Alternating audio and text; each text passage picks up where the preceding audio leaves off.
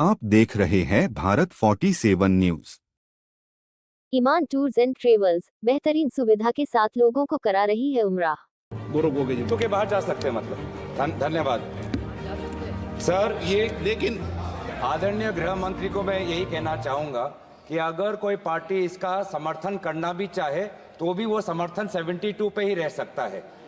General वो चर्चा में नहीं ला सकते। हाँ, समर्थन के लिए मैं सर ये दो जो कानून हैं, constitutional amendment 129 constitutional amendment act और the bill to further amend government of union territories act 63, national capital territories 91, Jammu Kashmir reorganisation act 2019, ये दोनों कानून संविधान और नागरिकों के वोट देने के जो उनकी संवैधानिक अधिकार है उस पर आक्रमण है और इसका हम पुरजोर विरोध करते हैं। विरोध का आधार ये है कि इस सबसे पहले 82(5) में चुनाव आयोग को जो यहाँ पे ताकत दी गई है कि चुनाव आयोग आज राष्ट्रपति को अपना एक निर्णय दे सकते हैं कि कब निर्वाचन हो सकता है। ये कभी भी इससे पहले चुनाव आयोग की ऐसी ताकत भारत के संविधान के निर्माताओं ने नहीं बनाया है। चुनाव आयोग की क्या सीमाएं हैं वो आर्टिकल 324 में है, जहां पर इलेक्शन कमीशन को बस कैसे सुपरवाइज करना चाहिए, कंट्रोल करना चाहिए, इलेक्शन रोल कैसे बनाना चाहिए, वहीं तक ही चुनाव आयोग की क्षमताओं का सीमा बनाया है। लेकिन इस संविधान ने चुनाव आयोग को असंवैधानिक गैर कानूनी ताकत दी है।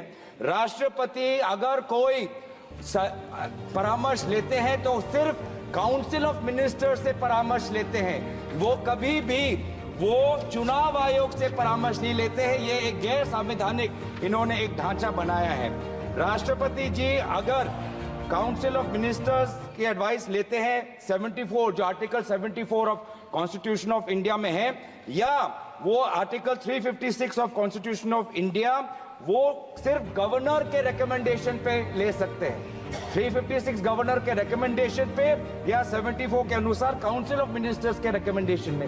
ये पहली बार ये एक ऐसा कानून लाए हैं कि राष्ट्रपति अब चुनाव आयोग के भी रिकमेंडेशन पर एक निर्णय ले सकते हैं। ये पूरी तरीके से इसका विरोध करते हैं। चुनाव आयोग में किस प्रकार से कमिश्नर्स नियुक्त होते हैं, नहीं होते, सुप्रीम कोर्ट की भूमिका रहती है, हटाई जाती है, उस पर हम बाद में चर्चा करेंगे। दूसरी बात यह है कि संविधान के बेसिक स्ट्रक्चर में एग्जीक्यूटिव, लेजिस्लेटिव और जुडिशरी के बीच में संतुलन हो, उसका भी विवरण है।